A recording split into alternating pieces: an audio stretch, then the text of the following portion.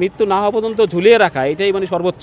এই আইনটা সংশোধন করা উচিত। আমরা চাইছিলাম আমাদের থেকে যারা আহত আসলে প্যানেল থেকে যে তারা শাহবাগের মোড়ে বেঁধে রাখার পরে সকাল 6টা থেকে বিকাল 5টা পর্যন্ত জুতা নিক্ষেপের মাধ্যমে তার মৃত্যুদণ্ড, কারণ এই মৃত্যুদণ্ড এভাবে কার্যকর হয়েছে। এটা যখন রাষ্ট্র নিশ্চিত করবে তখন থেকে কেউ ফ্যাসিস্ট হওয়ার আগে 10 বার ভাববে। আন্তর্জাতিক অপরাধ ট্রাইব্যুনালের কাছে আমাদের দাবি যে দ্রুতভাবে যেন এই রায়টা কার্যকর করা হয়। আমি শহীদ মিরাজের বাবা আব্দুর রব যাত্রাবাড়ি। আজকে যে প্রত্যাশা আমাদের জুলাই 5ই আগস্ট যেই গণহত্যা চালিয়েছিল, আজকে আমরা এসেছি আন্তর্জাতিক ট্রাইব্যুনালে সঠিক যাতে ন্যায় বিচারটা আমরা পাই এবং ফাঁসির রায়, শুধু ফাঁসির রায় না, এই ফাঁসির রায় যাতে বহাল থাকে এবং দ্রুতভাবে আইনের মাধ্যমে যাতে এই আসামিদেরকে বাংলার মাটিতে যাতে নিয়ে আসে, তাদেরকে দৃষ্টান্ত সাজা দেওয়া হয়। থেকে শিক্ষা, আগামীতে যারা আল্লাহর রহমতে পার্লামেন্টে যারা সরকার গঠন করবেন তাদেরকে এই নজিরবিহীন ঘটনা দেখে এবং জুলাই 5ই আগস্ট থেকে ধারণ করে যারা আগামীতে রাষ্ট্রীয় ক্ষমতা আসবেন তারা যাতে দেশপ্রেম হন,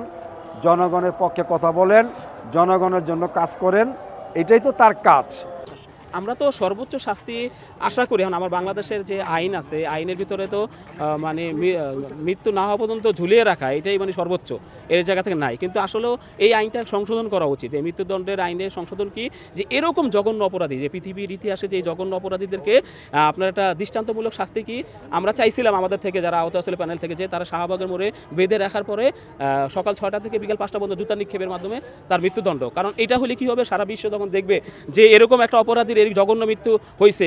অন্য যারা মানে এই যে রাজনৈতিক দলের নেতা আছে, এরা আছে মানে কারা ফ্যাসিস্ট বা হত্যা করার আগে 10 বার চিন্তা করবে।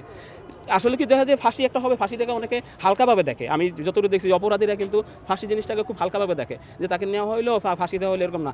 না, তার মৃত্যুদণ্ডটাও দৃষ্টান্তমূলক হতে হবে, যে এই মৃত্যুদণ্ড এভাবে কার্যকর হয়েছে। এটা যখন রাষ্ট্র নিশ্চিত করবে তখন থেকে কেউ ফ্যাসিস্ট হওয়ার আগে 10 বার ভাববে যে আমি কী করবো, তাহলে আমার এটা হইতেই পারে।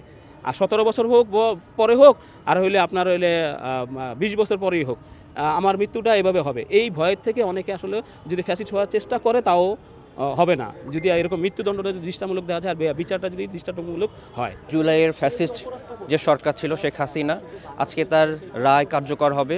আমরা আশা করব ওর সর্বোচ্চ শাস্তি আমরা দাবি করছি। জুলাইয়ে আহত শহীদ পরিবাররা যখন মাঠে আমরা যখন ছিলাম, আমাদের আশেপাশে যখন যেভাবে নির্বিচারে গুলি করা হয়েছিল, আজকে আমাকেও আহত করা হয়েছে, আমার পঙ্গুত্ব বরণ করা হয়েছে। আমরা জোরদার দাবি জানাই এবং আন্তর্জাতিক অপরাধ ট্রাইব্যুনালের কাছে আমাদের দাবি যে দ্রুতভাবে যেন এই রায়টা কার্যকর করা হয় এবং সে যেখানেই থাকুক না কেন তার রায়টা বাংলাদেশে এসে যেন কার্যকর করে।